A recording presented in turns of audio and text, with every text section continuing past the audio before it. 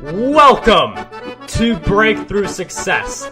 I am your host, Marc Guberti, founder of the Content Marketing Plaza, bringing you 3 new episodes each week where I and top-level guests teach you how to take your business to the next level and achieve your breakthrough. And before we jump into today's episode, let me ask you a quick question. How much would your life change if you could make 6 figures from your content?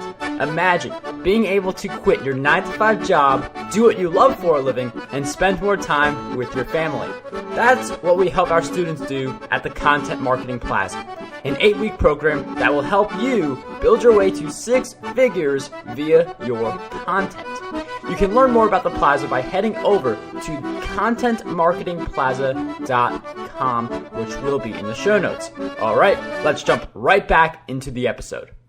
The moment that you hire someone for your business, you are the CEO, you are the boss, but you are also a leader who really has an impact on someone who is within your business.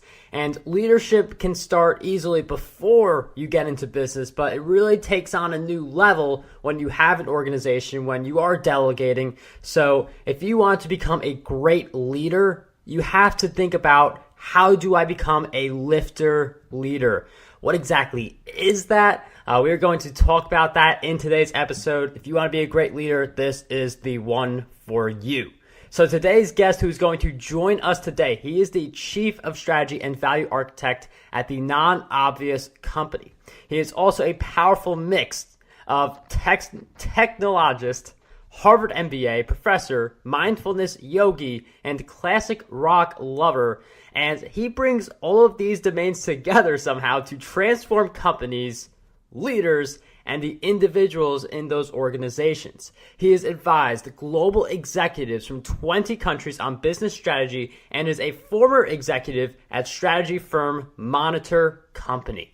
He has taught strategy and innovation in multiple MBA programs around the world, and his work has appeared on places like Forbes, CEO.com, Inc., and many other places as well. Today's guest for episode 301 of the Breakthrough Success Podcast is none other than Paresh Shah.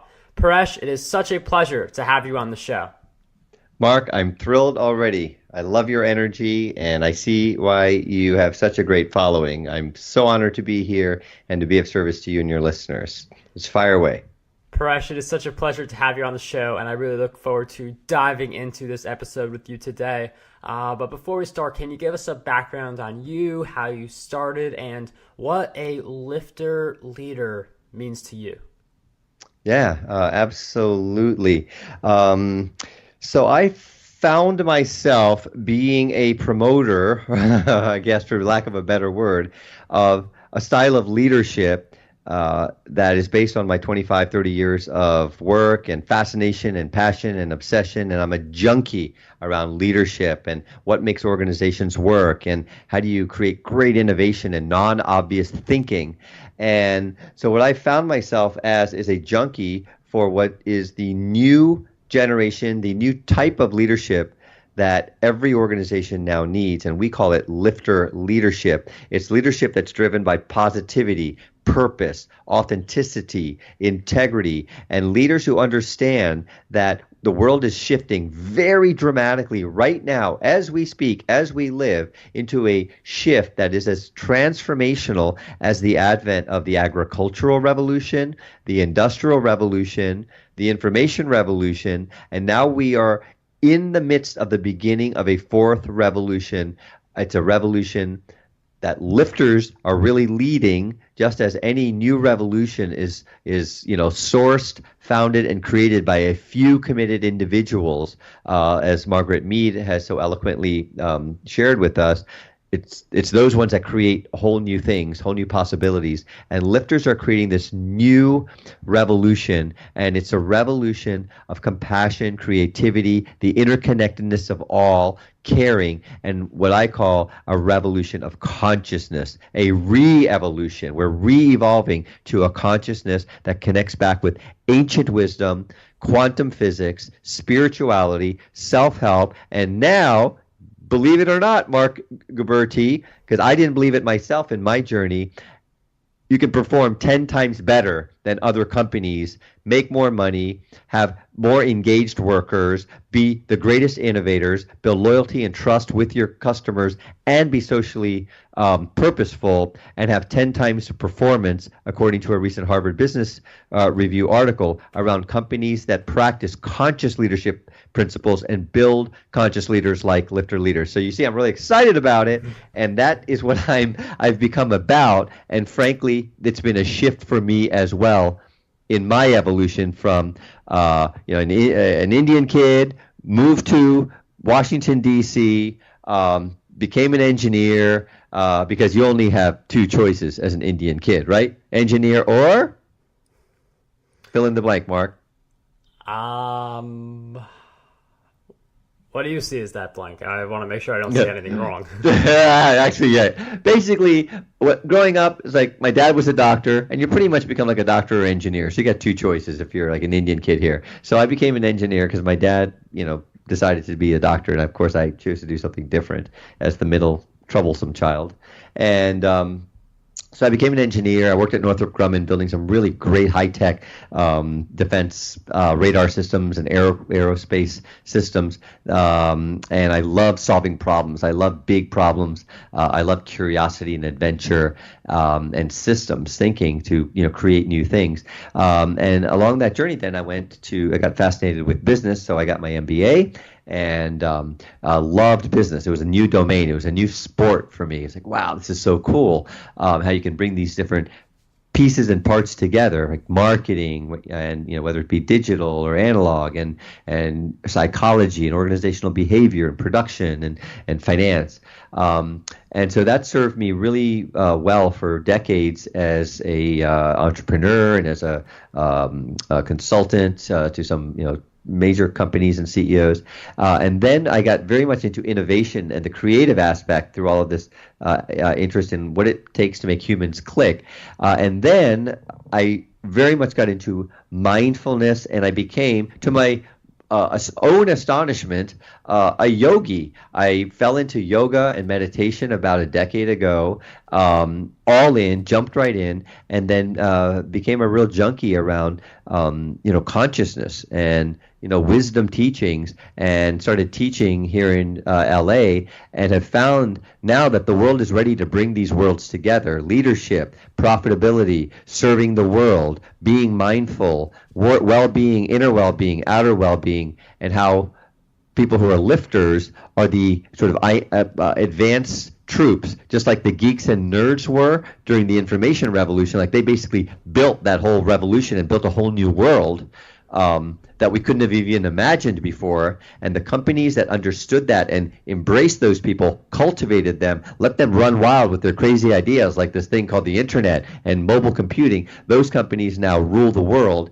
And my research and my team's research predicts that lifters are the new geeks. You're one for sure, Mark. I imagine most of your listeners are the new geeks and nerds in a new way that get it. They get it's about you don't go out and pursue and attack and go capture customers and do what you can to make a buck transactionally. No, that's the old model that we've moved out of, and we're moving into one where lifters don't need to attack and pursue and capture customers.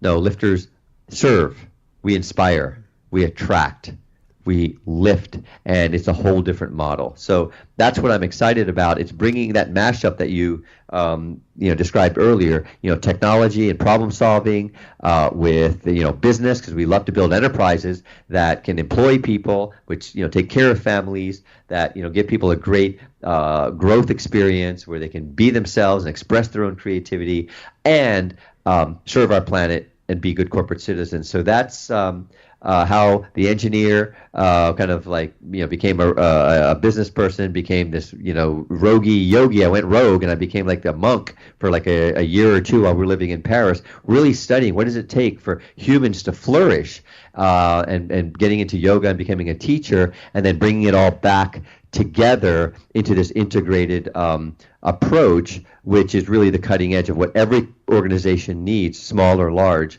which is what we call lifter leadership.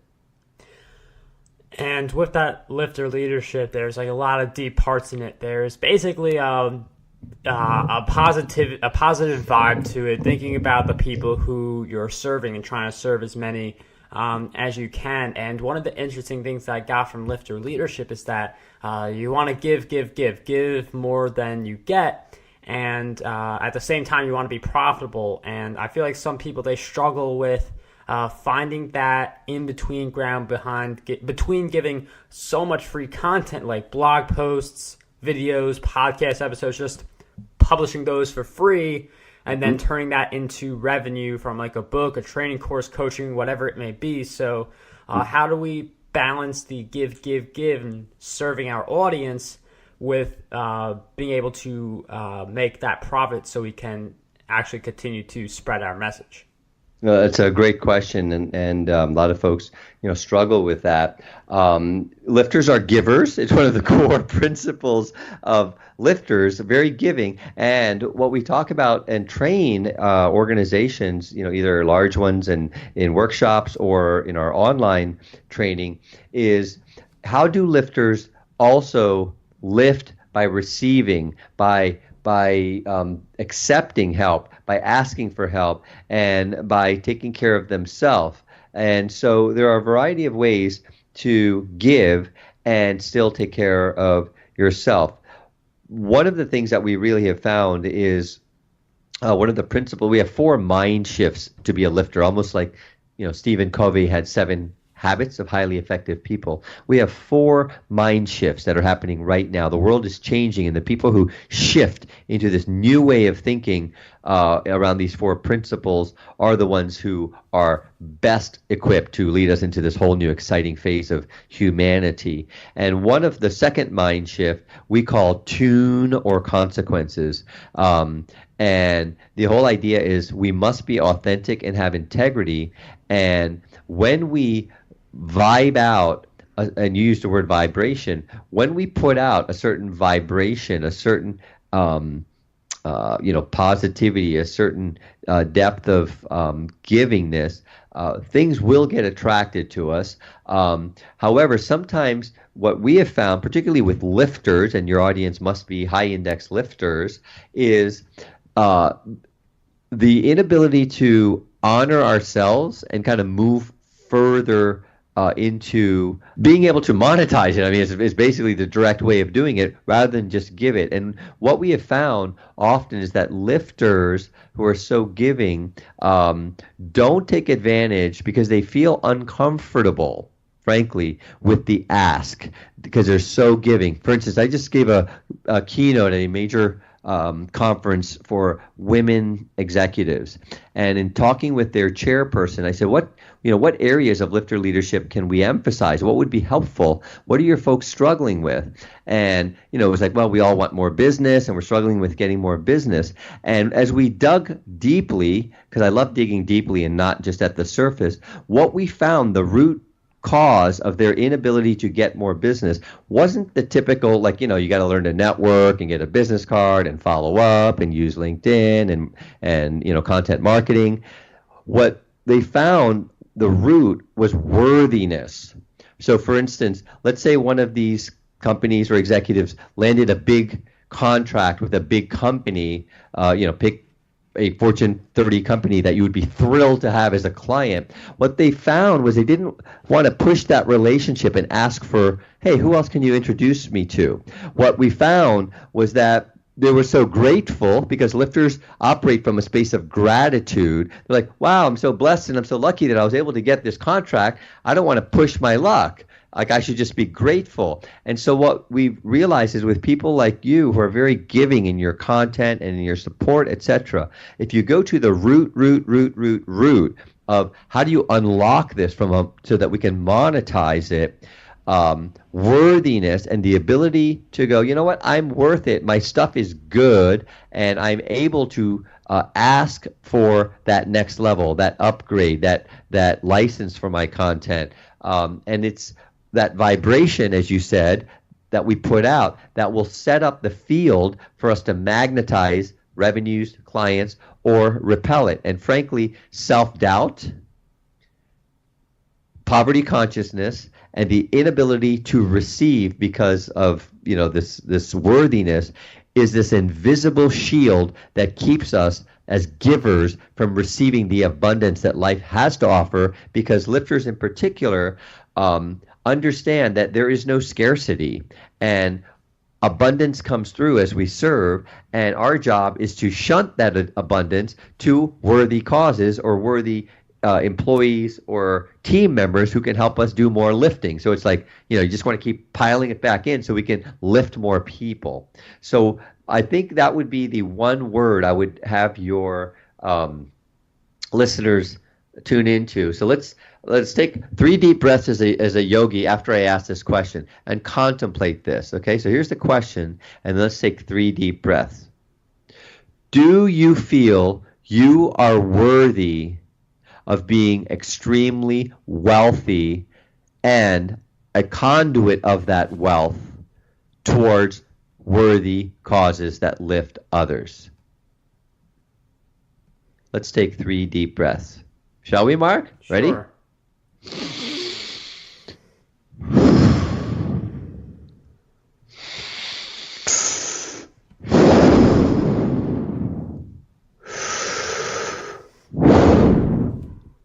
Do you feel worthy?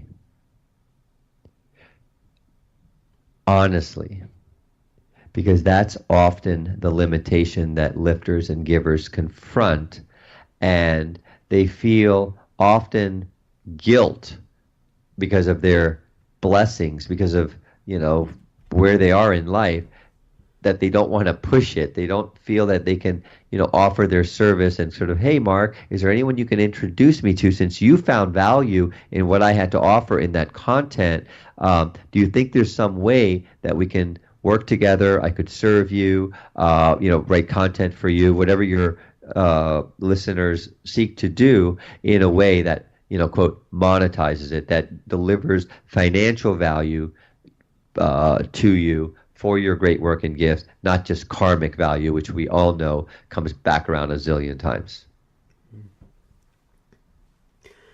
That's a really interesting question you pose, that sense of feeling worthy, that we're able to achieve this enormous wealth, that we're able to even like really basic things like worthy of being on that stage, worthy of writing a book, worthy of people's time, because some people feel like their content isn't worth anyone's attention.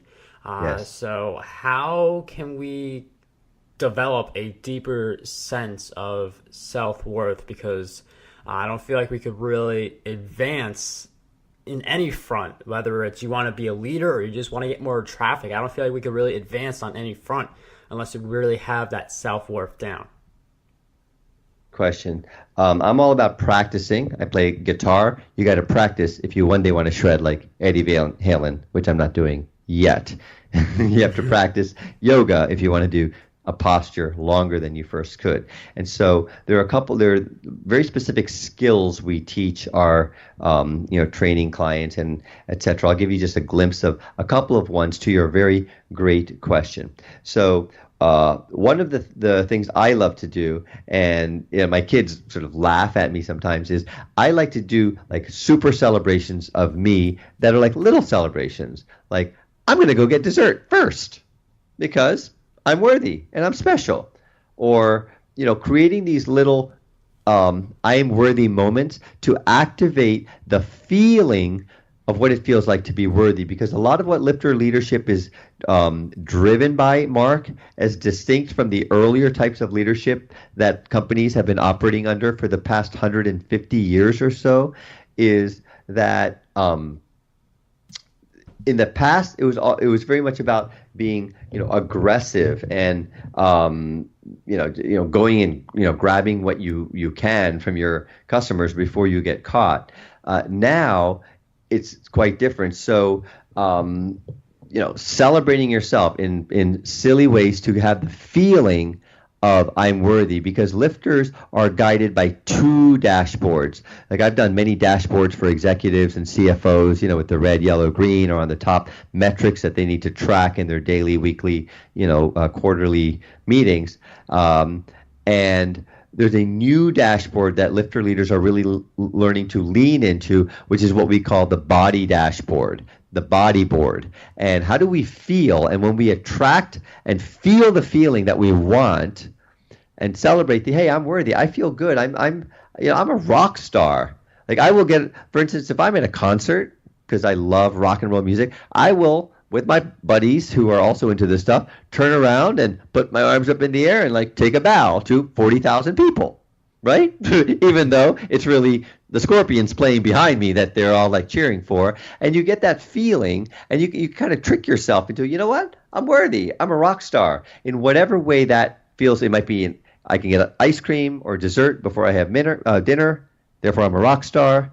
Little guilty pleasures. I'm special. I'm worth it. Or hey, get up on stage and blow it out. And as we activate that feeling, it creates the vibe, as you said, of worthiness. And in doing so, it drops that, defense of, oh, I might get hurt, to ask someone for money. I might embarrass myself. I don't know how to handle asking a friend if they can introduce me for, how I can monetize what I'm doing. And it drops that because it just feels so good. So that's number one, is find little celebrations or big celebrations. We have fireworks. I live here in Los Angeles, and they have fireworks on Christmas Day in Manhattan Beach, California, over the ocean and the pier, and they light a big Christmas tree. It's like 75 degrees out, and but it gives you that feeling of wow. And they have fireworks, and my birthday, coincidentally, is July 4th, but it's not coincidentally. And my mom always said, "Paresh, those fireworks, they're for you, son." And to me, they are, to some extent. It's like, yeah. And feeling that then activates that, hey, you know what? There's fireworks in the sky for me. And that same feeling of worthiness and like, wow, can then attract how you can serve people and how they would value what you do. So that's number one, little celebrations. Number two is have a team. In yoga, we call it a sangha. In church, we would call it, a congregation. In music, we would call it a band with your fans and your fan club. So find other people who you can jointly celebrate worthiness with. It's like, hey, you're amazing, Marc, because I was reading your background and listening to some of your talks. You've written, 19 books so far? I'm hovering a little over 20. Yeah, I mean, that's amazing. So, I celebrate you. You're like, I'm on my first book, Lifters. It's coming out in the next 6 months. It's called I Am a Lifter. Everyday, ordinary leaders who uplift their coworkers, their customers, their community, and their companies in extraordinary ways.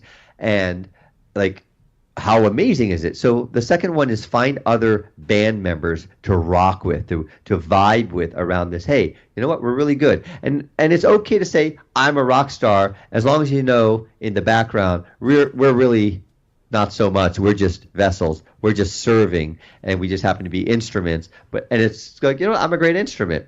And it reminds me of what Jimi Hendrix used to say, as they say, we are instruments for goodness, we're instruments of service, we're instruments of gratitude. Jimi Hendrix took it to a new level. He said, I don't play guitar, I play amplifier. So having another group or an individual with you to be your amplifier around worthiness is really important. And I also find early morning affirmations and putting little stickers all over the place.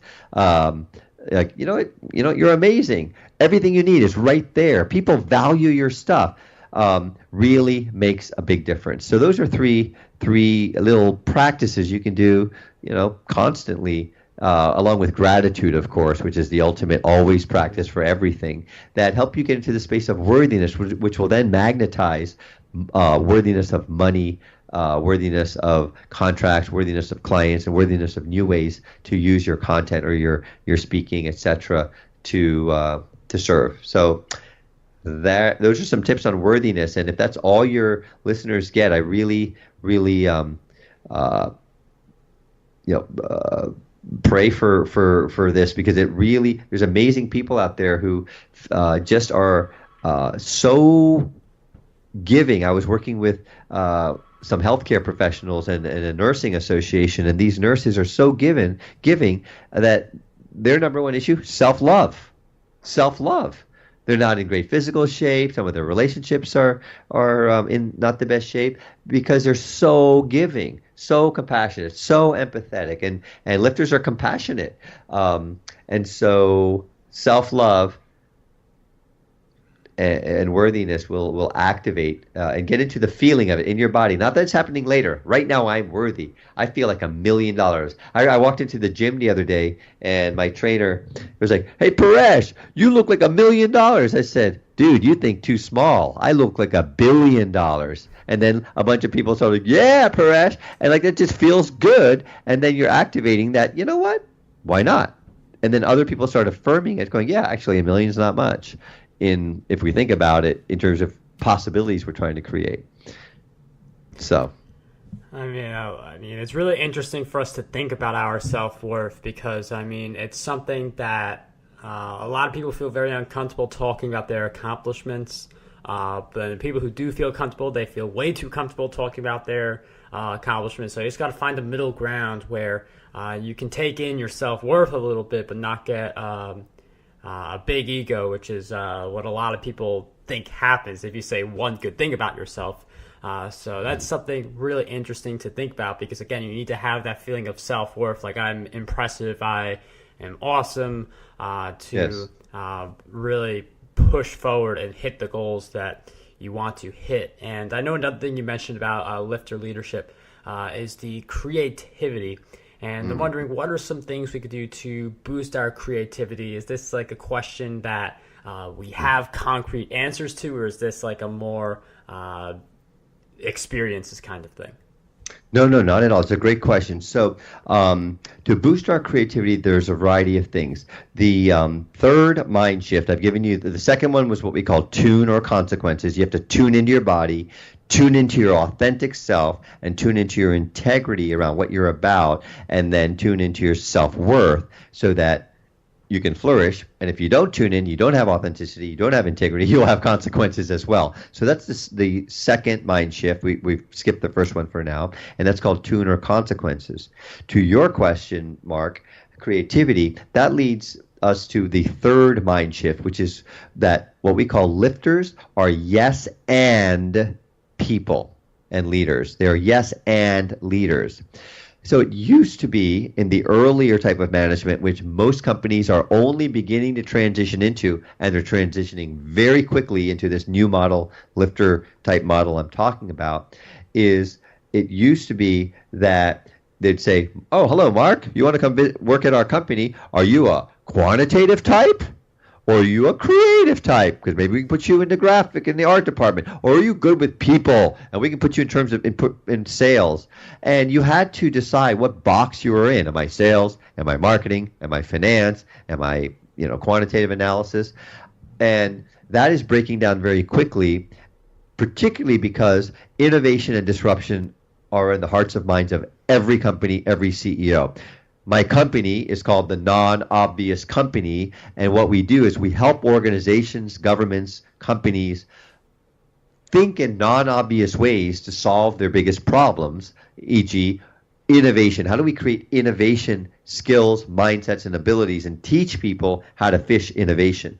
And so this yes and is very important as a mind shift because in my 25 years of working in innovation and strategy and leadership, it's at the intersection of ideas that great innovations come. When you bring different worlds together, you bring technology, analysis, and marketing together, like that's a new thing, right? Your folks, some of them are developing content on the web. You need to be agile with numbers and web analytics and click-through rates and A/B testing, different copy, and these sorts of things. So it's mashup of what used to be marketing off in one domain, with advertising and graphics and, slogans and things, and mathematics and computers in another domain, and you bring it together and you have all these cool content marketing abilities. So it's at what we call intersection thinking that great innovation happens. And every company needs innovation. 88% of CEOs are unhappy with the pace of innovation in their company. That's why they're calling us to help them innovate, because they're relying on half of their revenues in the next 5 years to come from new stuff, new services, new products, new ways to recruit and engage their workers so they can be productive, and they're falling really short. So this yes and mind shift is very powerful, because you can get someone, like a Marc Guberti, who, is a writer, he's a podcaster, he's a marketing expert, he's so many things, and he brings them together in his own unique, gifted way. And that is what lifter leader companies recognize and support and nurture, is what aspect of who you are can you apply your own creative gifts to in your job so that you can feel fulfilled and make a contribution at the same time. So that is one way at a broad level that we can be more creative, is acknowledge, and it gets back to self-worth, my friend. You see the theme here? Acknowledge, hey, you know what? Because I used to separate my worlds, Marc. I was like, okay, I'm an entrepreneur, and I've got all these entrepreneurs I hang out with, and I'm an MBA, and I'm a business geek over here talking about business and finance and that sort of thing, and then over here I'm teaching yoga, chanting mantras, wearing crystals, and doing talking about self-help and law of attraction and intention and these kinds of things. And I was segregating these different worlds, because I was like, I can't have my Harvard MBA classmates know that I'm running around in like elephant pants and mantras. I can't have, you know what I'm saying? Yeah. I can't have my CEO clients of a Fortune 30 company know that I love Judas Priest heavy metal and I play electric guitar, because I felt that these were separate aspects and I wouldn't be accepted, my self-worth. And what I found over the past 5 or 6 years is I brought these worlds together that may seem weird, like what? Engineer, techie, yogi, professor, writer, keynote speaker, dad, surfer. It's like, what does this guy do? It's the yes ands. And when you bring your unique yes ands together in a powerful way, there's no one like you. As the Scorpions would say, there's no one like you, Marc. And so finding your yes ands that you love and really exploring and giving yourself permission to say, okay, I'm really great at this, and I'm really great at that, and I'm really great at that, with some depth, not just surface across a bunch of stuff, and go, how can I bring this stuff together and go, yes, I am good at math, and I'm great with people, and I take care of my grandmother on the weekends, and I make a mean pasta, and I'm working on Eruption by Eddie Van Halen, and maybe in the next 20 years, I'll get close to it. And it's that and bringing it together in your own unique, valued way where you don't hide it. You bring it all together to wherever you are and go, you know what, how do we bring my love for music into my content writing? How do we bring my love for ancient literature into my keynotes, etc., and mash them up? And that's where the power is. And as an innovation trainer, expert, coach to CEOs and marketing folks, it's at these intersection of ideas, the intersection of worlds, where magic happens. And so honor that, and feel worthy to take those weird aspects of who you are and shine a light on them and in some way link them to whatever your business endeavor is. And that's where amazing creativity will come. Does that make sense, Marc? Yes. And I really like this theme again of self-worth. We keep coming back to that. And that's very important because, I mentioned it before, you need to have self-worth to really make all this big progress. And we're very quick to shortchange ourselves, and we're not that quick to give ourselves that self-worth. And I feel like that is such a big thing that's holding a lot of people back from reaching their goals. They just see what they haven't done, and they don't see anything that they have done to get to the position they are in now. And I'm wondering if you could share with us anything else that you believe holds people back from reaching their full potential? No, it's absolutely, it's a great question. So, one of the other things we talk about when we train folks, and we actually have a diagnostic which we're happy to share with you to go. How do we feel? Do your listeners feel that this message is resonating with them? Do they feel like they're a lifter? So we've got this little diagnostic on our website, which if you're interested, we can refer to at the end, because lifters are really hard on themselves. Right, we're givers and we're hard on ourselves. We always feel like we have to do more. And so this self-worth theme is really important. Here's a couple of tips that I share, across the board now with my CEOs, with clients that we do workshops with, when I do keynotes, when I teach yoga, when I'm with my children, giving them, fatherly advice, which one day maybe they might pick up, is the following. Number one. If there's one takeaway, and this isn't mine, this is sort of an amalgam around self-worth. These are the 4 C's to be happy in life. And it's amazing once you start practicing this. These are the 4 C's to avoid in order to be happy. If you don't do these C's, you will be happy. You do not compare, compete, complain, or criticize others or yourself to others or yourself, even in your own mind. Shall we try that again, Mark? I bet you're going to be able to chime in on some of those. Yeah, the 4 C's to avoid are: we do not compare, compete, complain, or criticize others or yourself to others or to yourself, even in your own mind. That is your practice for your listeners. I tell you, it will change your life. It will change your life, because there is no other. We are all interconnected, but that's another conversation. And here's what's really powerful about it. If we don't compare, compete, complain, or criticize ourselves or others to ourselves or others, then think about how much freedom that gives us, how much of our mind goes into that, how much of our thinking. And then the other thing, which I really sometimes am stern with my yoga students, who are really great students around. They just want to get better at life, and they're just chomping at the bit for that next level of self-development and progress, and professional progress and spiritual progress and personal progress. I'll sometimes get really rough on them because people are falsely humble. They're like, oh, well, with my luck, this will happen. Or, well, I'm just stupid and I don't. And I say, never insult yourself. Never, ever, ever. And for some reason, people somehow think that they're getting some sort of approval from others by being falsely humble or critical of self.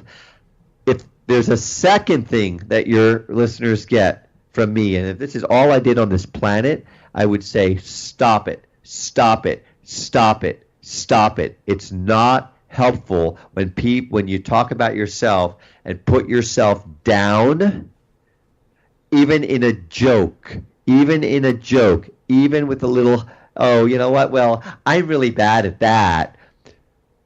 Don't do it. You'll create it. You'll create it. That is very important. In society today, for some reason, people get off on knocking themselves down, and they somehow think they will get approval from others by doing that. And that whole thing what I just described is a big mess. It's a big error to do that. First of all, to seek approval from others is not necessary, because we are worthy and we have self-worth. We don't need other people's approval.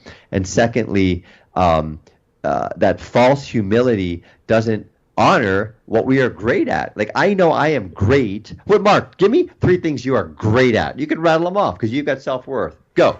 Podcasting, creating content, and engaging with my community. Fantastic, right? And you stand sovereign and claiming that, right? Yes. So here's the next thing for your listeners, in addition to what we talked about before. If I asked you right now, how many listeners do you have? 500,000? We've got plenty of listeners. Okay. If I asked your listeners right now, name me 3 things that you are sovereignly awesome at, can you rattle them off? Think about it. What are you claiming? Because we must claim being awesome. And it's okay. Like I don't care to do things like finance and accounting and things like that. And I know I am awesome because these are our gifts. It's not me. We are given gifts to share with other people. We're just instruments, as we talked about. And so I know I'm awesome at bringing a team together in a room and solving really hard problems and getting them to love on each other, get rid of the underbelly of things that they're not willing to talk about, the big turds on the table and the political stuff between people, get them to love on each other, align around a certain set of priorities, decide here's the 95% of stuff we're not going to do anymore, which is wasting our time, eating up our resources, confusing our people, keeping people up late at night doing unnecessary things that don't drive as much incremental value. Here are the 4 or 5 things we're going to really focus on, and here's how we're going to innovate around it. Here's how we're going to lead against it. Here's how we're going to engage our people against it, and action from there. That's what I'm great at. I'm great at spiritual and wisdom teaching. It somehow came about in recent years, and it's just fun because I don't really have to do much. It just sort of comes through. I'm great at sizing up a business situation and coming up with a strategy, and sometimes some really non-obvious, crazily cool ideas that I can just generate based on conversation. So that's what I'm great at. So to the users, declare I am great at 1, 2, 3. I claim it. I claim it as something I can use. It's not mine, and I claim it as something I can use through me to fulfill what I'm about. And see how that feels. Doesn't it feel good in your body just to talk about that, Marc? Do you feel it in the middle of your chest? Doesn't it feel good? It does, definitely. So I ask your listeners, where do you feel it? When I say, hey, listener, fill in your name, you are awesome at this. You are sovereignly, I can see why you rock at that yes and that yes and that yes and gift, skill, capability. I can see how you're naturally, uniquely gifted to do that, and see how great that feels in your body. Is it in your chest? Is it in your shoulders? See where you start relaxing. Often when we start doing that, your neck and your upper chest and your shoulders will start relaxing because you're like, wow, I actually am worthy. I don't need to be so stressed and worried and insecure. So the 4 C's, very important. No comparing, no competing, no complaining, no criticizing others, yourself, to yourself, even in your mind. And do not say statements about yourself that are negative ever. Just don't, even in joke. And watch how great your life will just transform into overnight. And don't fall into this thing that many people do, which you know what I'm talking about. Oh, with my, blah, blah, blah, I'll never blah, blah, blah. Don't do it. It's an insult to your sovereignty. It's an insult to how awesome you are. It's an insult to the possibility that any human can do anything if they're really believing it, committed to it, take action against it, and feel it as has happened right now. Paresh, my man, dropping a lot of valuable insights in this episode. And I mean, if we just really, the words we say really make a difference, not just on others, but also on ourselves. So we really need to be careful about the words we use, how we talk about ourselves, and even in joke, I mean, it really does carry over on a subconscious level. And no doubt. You know what? Can I jump in right there, Marc? You really hit on a great point. So underneath each of our mind shifts, the second mind shift, as I mentioned, is called tune or consequences. The third mind shift is lifters are yes and leaders. Under the first mind shift, which we can get you more info on, it's called The Hunt is Over. We have 3 skills we teach organizations, practical, learnable skills that help you get into these mindsets really quickly and these mind shifts really quickly. And the first skill we teach our clients is what we call word watching. Lifters are word watchers. So think about, I'm going to give you 2 feelings to compare and feel it in your body and go, wow, how different does this feel? So I'm going to give you the old world and new world and see how it feels. In the old world, when I was at Harvard Business School, I learned to be very effective at hunting for customers, targeting you, capturing you, segmenting you, analyzing you, transacting with you so I could have my share and the competition would be beaten and we'd kill the competition. How does that feel in your body? Not the best. Okay, now let's shift it into the way lifters work. Lifters don't need to hunt, target, capture. Lifters inspire customers. We serve them. We elevate them. We help them. We lift them. How does that feel, Marc? Definitely a lot better. And you see how the words reflect the cognitions, which reflect the behaviors, which reflect the policies, which reflect how we show up at work, with our customers, with our employees, etc. So we give people ways to transform, see how the words they use create their world, because our thoughts, our words, our feelings, and our actions create our worlds, our realities, etc. Here's another exercise. We want a real quick one for your audience to really nail this one? Let's do it. Okay, so let's take a deep breath, everyone. Let's take a big yogi breath. Ready? And exhale. Okay, now feel what it feels like in this first scenario, and then we're going to erase it and then come to the second one. So repeat after me, and if you're listening on the train, repeat after me and watch the people near you wonder what you're saying. Ready? I'd like to go on vacation, but I don't have the money. I'd like to go on vacation, but I don't have the money. Please repeat that. Marc? All right. I'd like to go on vacation, but I don't have the money. And where does that feel? How do you feel it? Definitely hurts. Feels everywhere. Right. Okay. So now, everyone feel that. I feel it in my shoulders. I feel it in my buttocks. I feel it down my back. I'd like to go on vacation, but I don't have the money. I feel it in the middle of my chest. Okay? So now let's take our Etch-a-Sketch and shake it over our head, clear off all that feeling. Let's take another deep breath. I'm going to give you another one, and I want you to compare before, after, just like we did before. Ready? Deep breath in again, everybody, please. Let's clean our Etch-a-Sketch.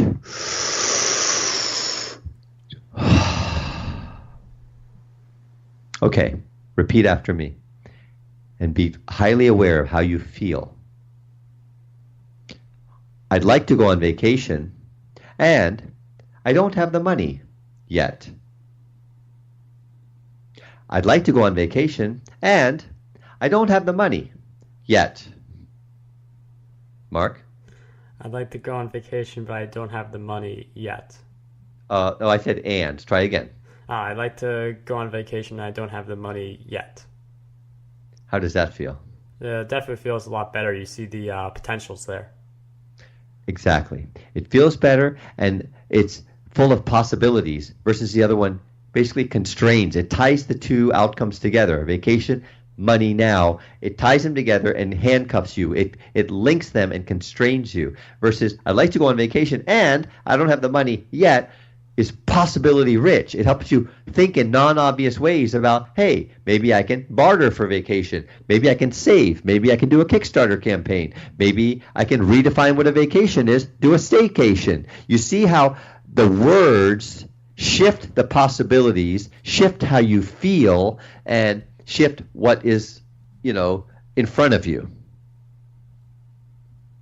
Yeah, they have a really big impact on just on a physical sense, and also on an emotional, spiritual, every kind of sense. The words really play a big role.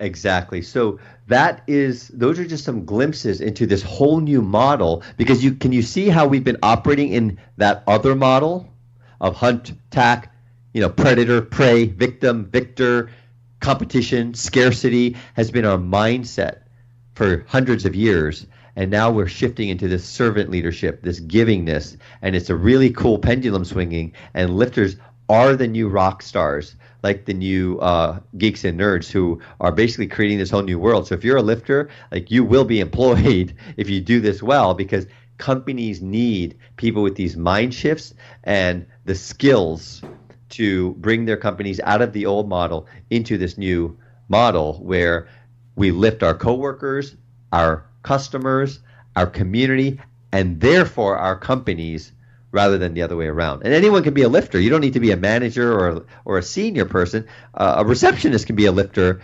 who people come in and thousands of people pass him or her, and that person can fundamentally change those people's days. They may have had a rotten day, there may have been a tragedy, and that person can change the biology, the emotions, the psychology, and the relationships of everyone in that building for that day, everyone those people interact with, their customers, their families, the people on the road. And so therefore anyone can be a lifter in this new model. It's not a hierarchical thing. And I mean, I agree. Like, anyone really has the opportunity to make an impact on people. And one of the ways that people have made impacts on others is through books. I mean, your book, Lift Your Leadership. That is a really, if you've liked this episode, I'm sure you'll like that book. But I'm wondering if you could share with us 3 other books that you believe would have a positive impact on us. Yes, absolutely. So one of them is another book which I'm a co-contributor to, and my business partner is really the rock star. I just help him out, and it's a book called Non-Obvious.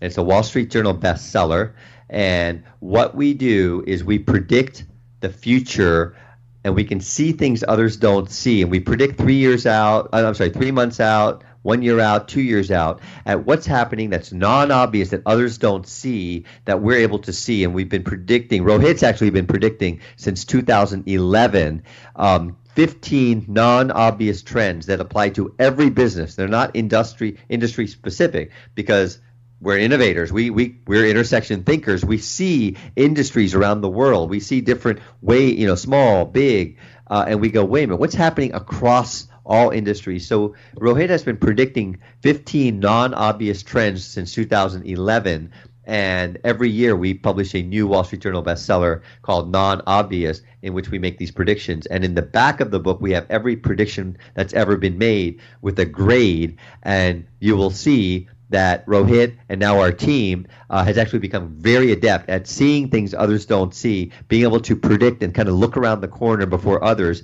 So we train our clients in how to see things others don't see, because we have a track record for it, proven. How do you get ahead and see around the corner and see what's non-obvious before everyone else sees it as obvious? So that's one book. It's called Non-Obvious, and there's a 2019 edition is going to hit the shelf first week of January. The 2018, 17, 16 version continue to be available. And if you go to the Non-Obvious Company website, nonobviouscompany.com, NONOBVIOUSCOMPANY, Non-Obvious Company, no dashes or anything. .com, you can find out more about that book, which Rohit, my business partner, has really shepherded. That's number one. The second book is a non-business book, which was really a fundamentally frame-shifting book for me. It's a book by Edwin Abbott that I read probably in elementary or junior high, which I still recommend to my CEO clients and celebrities and execs I work with. It's a book called Flatland by Edwin Abbott. Have you read that book, Marc? I have not. Flatland. It's a small book. You can read it, in a short plane ride, and it helps one think about new possibilities. And the premise of the book is that there is a two-dimensional world in which triangles, squares, lines, and circles exist as the beings. And it's a two-dimensional world, so you don't really know if something is a triangle or a square or a circle unless you're above it, but there's certain behaviors. Like if a triangle comes at you, it could be a line coming at you.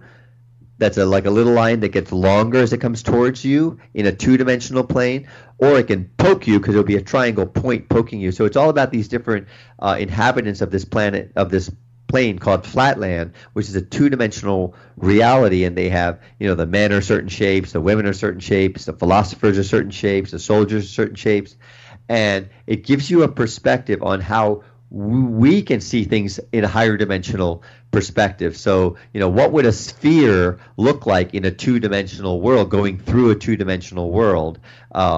And how does that then imply how we might see non-obvious things, see things others don't see, and be able to perceive other kind of higher order dimensions? So that's the second book, which is a great book. It's called Flatland by Edwin Abbott.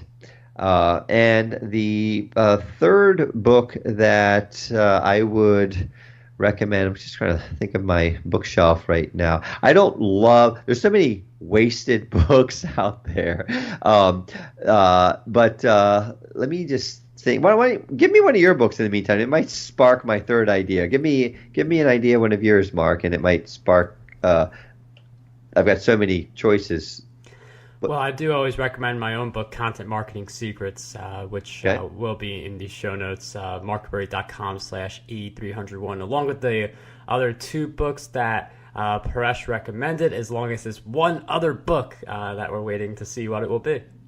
Well, you know what we just did, Rohit? We just did the top 100 non-obvious books, and we did an award. We looked at over 150 books, and Rohit and the team basically said these are the best non-obvious books. And so the book that we picked that I would pick in the top from the top 50, what we would call Bullshit Jobs by David Graeber. It's one of the most important books of 2018 in our non-obvious book award series. It's called Bullshit Jobs by David Graeber, and it talks about all these, bullshit jobs. Why do people have bullshit jobs? There was one of the stories we share is that there was a guy. He was a guard at a museum, and so he reports to duty, but then the art hadn't come yet, and so he's standing there guarding nothing, and it's like, it's a bullshit job. And so it's a really interesting treatise on when people need jobs,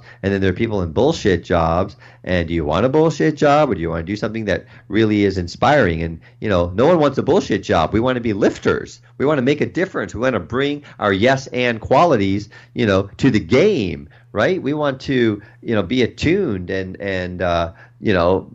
see what we want to create a feeling in other people that's affirmative and positive.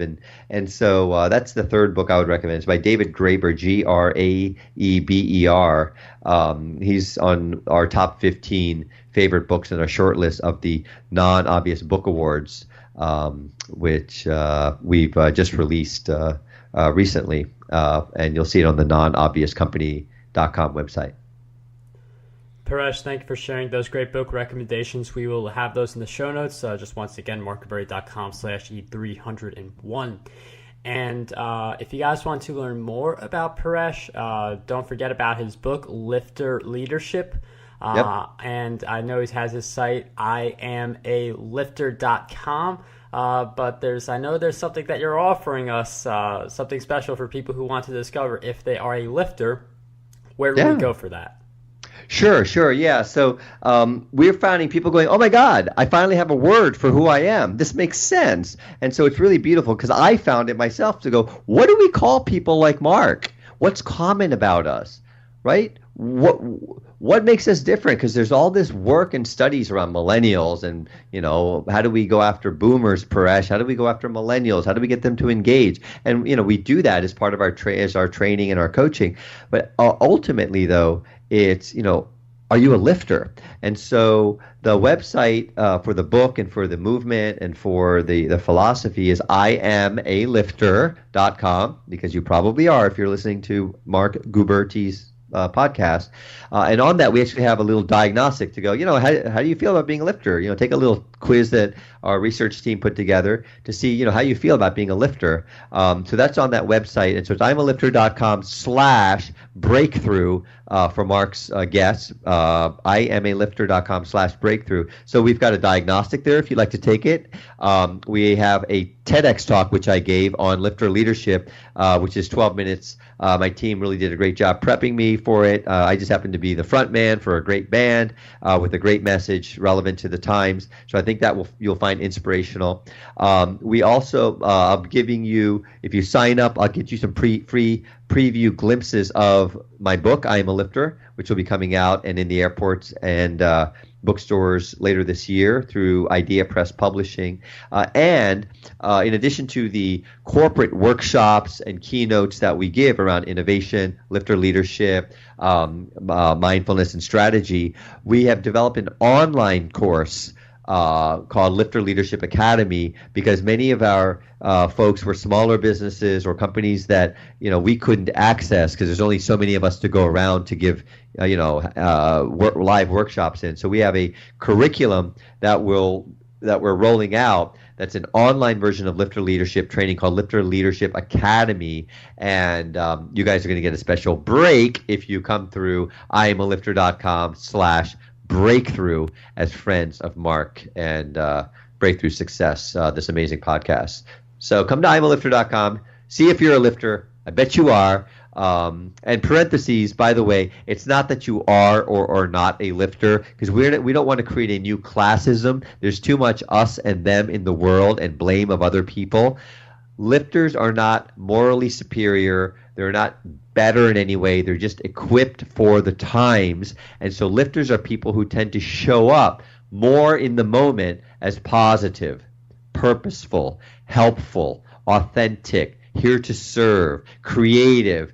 That's what a lifter is. So if you tend to show up more that way and have a propensity to be that, then you can, call yourself a lifter. But it's not that, you are or are not. You're just prepared for the times. You've got the skills, the mindsets, and the wiring to go, hey, this is happening, and I get it. You know what Paresh is talking about? I feel it, yeah. And it's almost like you're a nerd or a geek way back when computers and the internet were just like beginning to happen, and you're like, wait a minute, I know about this stuff. This is natural for me.